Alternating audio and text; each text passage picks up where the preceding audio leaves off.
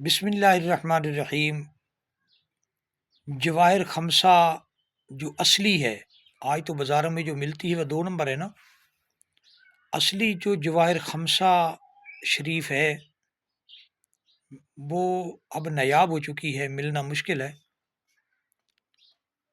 اس میں سے آپ کو ایک وظیفہ پیش کرنے جا رہا ہوں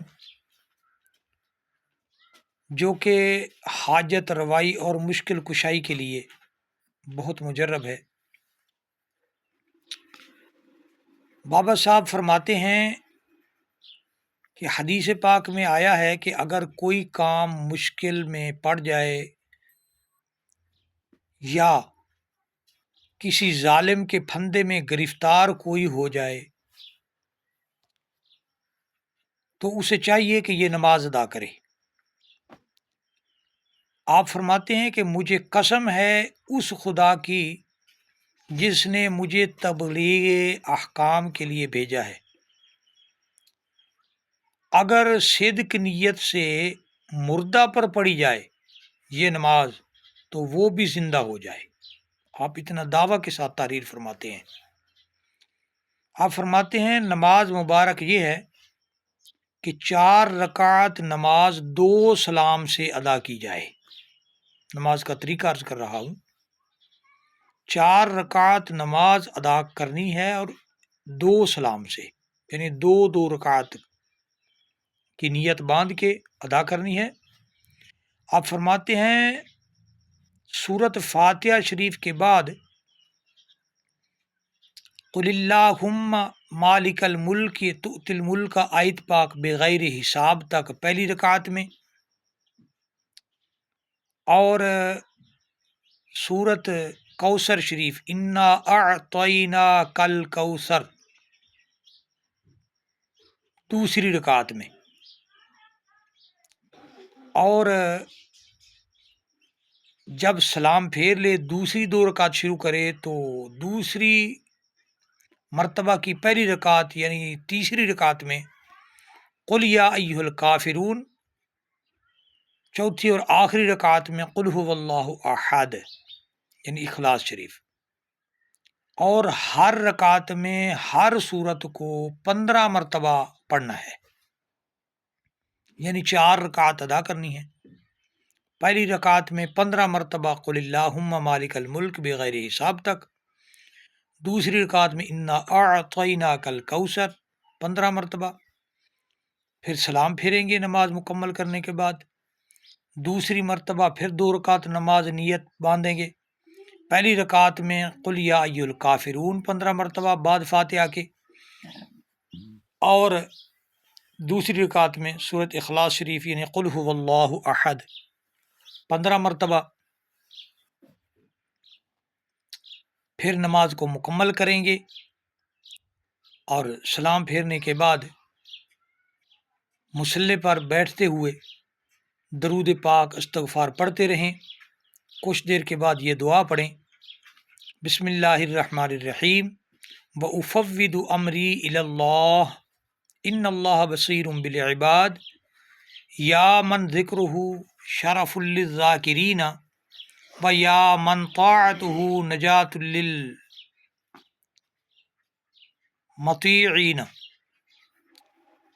و یا من رأفتہ ملجأ للعالمین یا من لا یخاف علیہ انباء المحتاجین۔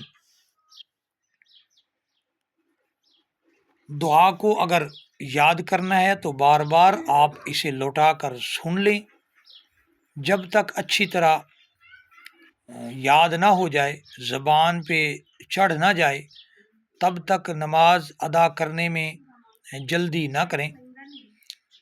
یہ محتاجوں اور حاجت مندوں کے لیے مفید و مجرب نماز ہے، بہت لاجواب نماز ہے۔ یہ دعا 11 مرتبہ پڑھیں تو 1 ہفتہ تک کم از کم جاری رکھیں، یا جب تک آپ کا کام مکمل نہیں ہو جاتا تب تک اسے جاری رکھا جائے۔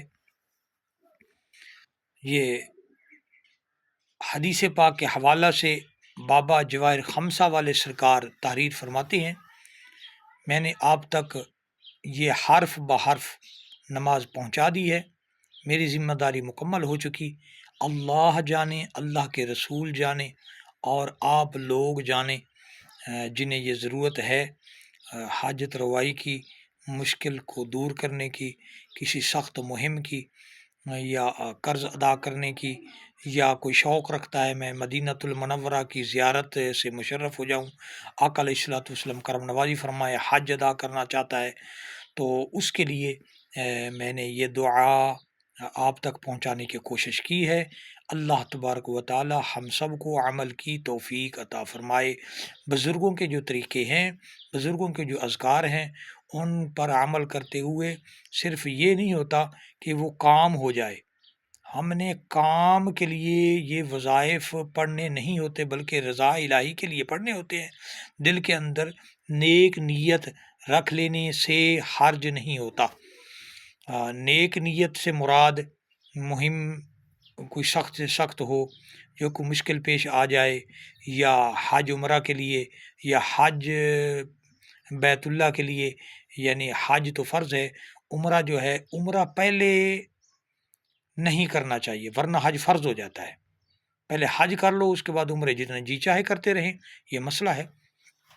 جب جوان بیٹی موجود ہے تو حج فرض ہی نہیں ہوتا، بے شک کروڑ روپے گھر میں موجود ہوں، پہلے بیٹی کو رخصت کرنا ہوتا ہے، اس کے بعد حج فرض ہوتا ہے۔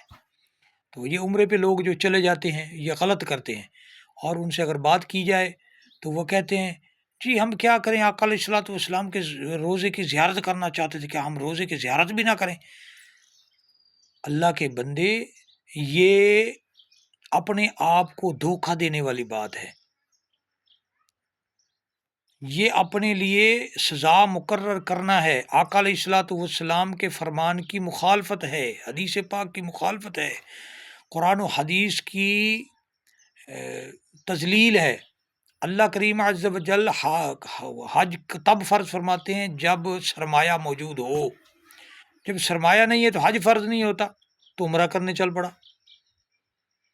حضور کی زیارت اتنا عاشق ہے تو گھر میں اور نیکیاں بھی ہیں، فرض ادا نہیں کرتے اور زیارت کے لیے بس یہ ایک ہم نے پڑکھنڈ بنا رکھا ہے۔ عمرہ کے لیے ہم جا رہے ہیں جی، عمرہ کے لیے دیکھا دیکھی، رواجی حج، رواجی عمرہ، رواجی شادیاں، جو بھی نیکی ہم نے کرنی ہے رواجی کرنی ہے۔ اب کبھی کوئی اگر فوتگی ہو جائے اللہ نہ کرے تو اس پہ ہم دیگے پکاتے ہیں، یہ نہ فرض ہے، نہ واجب ہے، نہ سنت ہے، نہ مستحب ہے۔ ایک اچھا عمل ہے نیکی کرنا، صدقہ خیرات کرنا اچھا عمل ہے، لیکن اتنا کرو جتنا جیب اجازت دیتی ہے، جتنا رب نے طاقت دی ہے، توفیق دی ہے۔ ضروری نہیں جی چارپائی ہو، بستر ہوں، زیورات ہوں، پلیٹیں ہوں جی، اتنے برتن ہوں، اور اس کے ساتھ ساتھ جیسے وہ شادی بیاہ بچی کا کرتے ہیں تو اس پہ جہیز، اسی طرح فوتگیوں پہ بھی اب جہیز نکلنا شروع ہو گیا۔ یہ سراسر ظلم ہے اپنے نفس پہ بھی۔ ایک نوجوان فوت ہوا، اس کے لیے کسی نے 18 یا 19 دیگیں پکا دیں، دوست نے معلومات لی، بھائی جو نوجوان بیٹا تھا تیرا، تو نے اتنا زیادہ جناب اہتمام کیا، کہتا جی کیا کروں، ناک نہیں رہتی، نک بچاؤن دے چکر وچ اسی اپنی تباہی کر لئیے۔ یہ کتھوں دا اسلام ہے؟ اسلام نے سانو الٹے سبق نہیں دیتے، اسی اپنے آپ نو خود ذلیل کیتا ہویا ہے۔ اللہ کریم عز و جل سانو اسوہ حسنہ تے چلن دی توفیق عطا فرمائے۔ حضور دا جڑا فرمان علی شان ہے، آپ دی زندگی تا نمونہ ہے ساڈے واسطے، لقد کان لکم فی رسول اللہ اسوۃ حسنہ، تے یہ اسوہ حسنہ ساڈے واسطے ہے۔ حضور نے ساری زندگی جڑی گزاری ہے تے ساڈے واسطے ہے نا۔ اگر آپ چاہتے تے آپ تے شہنشاہ بن کے بہ جاندے۔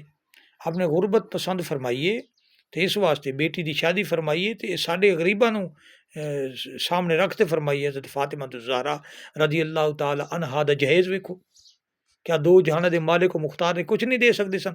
تو چاہتے تے جنت وچ بھی جہیز منگا لیندے، اب تو مالک و مختار نے۔ تو گل یہ اسی اپنا کچھ خیال کریے، لوگاں دے اسی نہیں ویکھنا، اسی رب رسول دے ویکھنا ہے۔ رب رسول تو نک بچاؤ اپنی، اگر نک بچانی ہے تو رب رسول تو بچاؤ، یعنی عذاب تو بچاؤ۔ میرا مقصد یہ ہے کہ عذاب تو اسی بچیے۔ رب رسول دی اسی مخالفت کھائی لینے لوگوں نو راضی کرن دے چکراں وچ۔ اللہ کریم عز و جل سانو محفوظ رکھے۔